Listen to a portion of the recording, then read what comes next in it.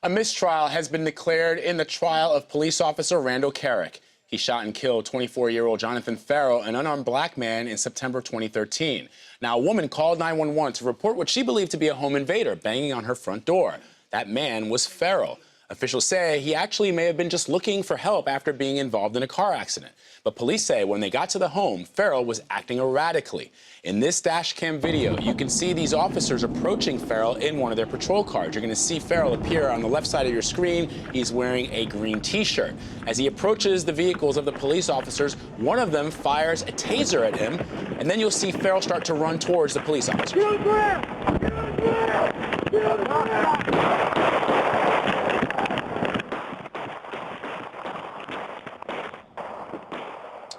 You can hear the officer discharging his weapon. Officer Kerrick shot Ferrell 10 times during their struggle. Ferrell was unarmed and had no criminal record. I spoke to criminal defense attorney Randy ZELIN about today's mistrial. That video in and of itself was reasonable doubt.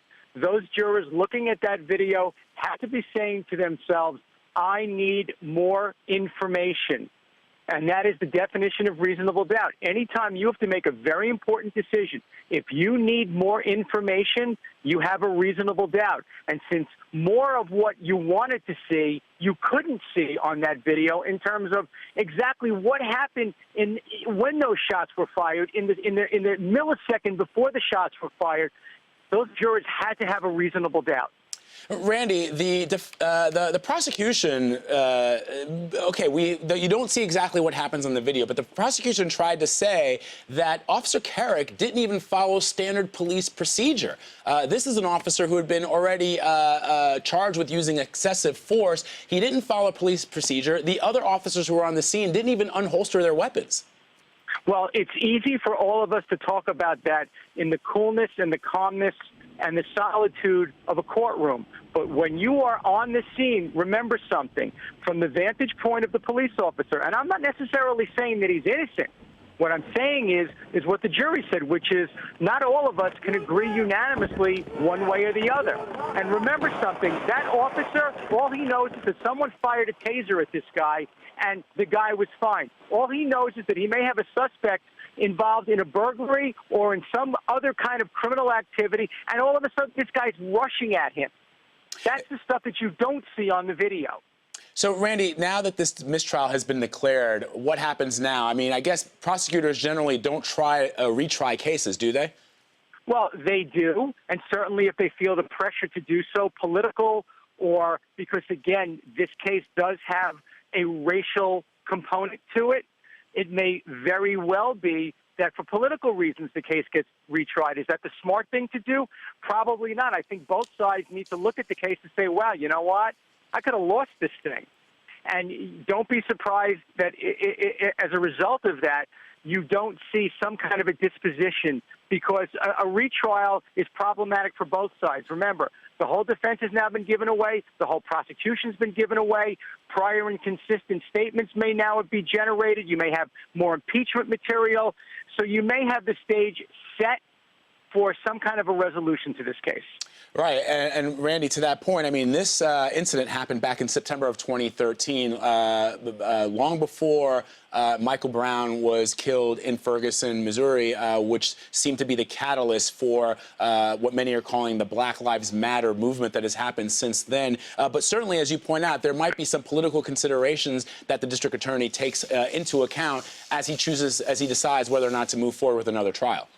Though I must say, to the district attorney's credit, the one thing that this district attorney did do that most don't, he did not overcharge this case. We see time and time again where prosecutors go for the brass ring. They charge murder one. They charge murder two, where the case really is much more a manslaughter case, just like this one was charged. So that may be a window into this prosecutor's office where they may behave more reasonably and less apt to give in to the pressure for political reasons. But remember, again, the defense has to be concerned that we now live in a different world post-Michael Brown.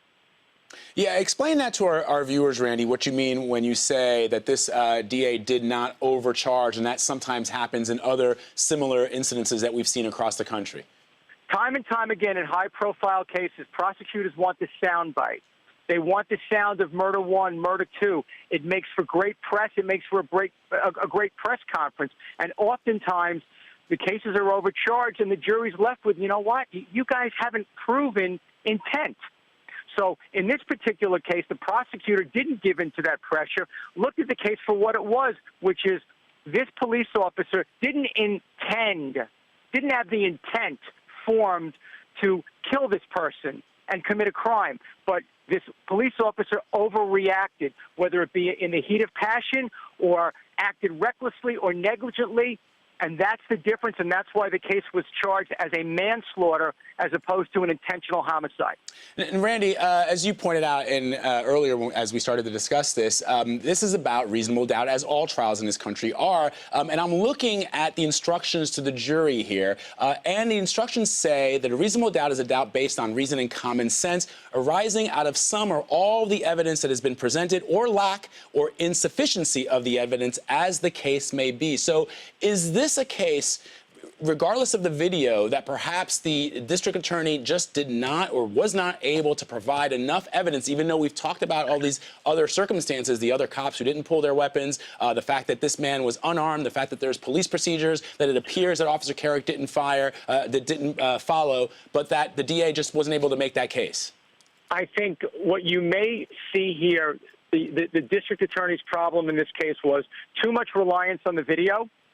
Because, again, I believe that video is actually more helpful to the defense than it is to the prosecution. You can say whatever you want about the police officer. You can try to spin the evidence.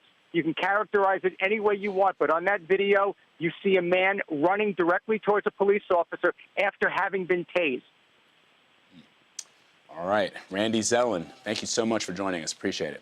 Thank you again for having me.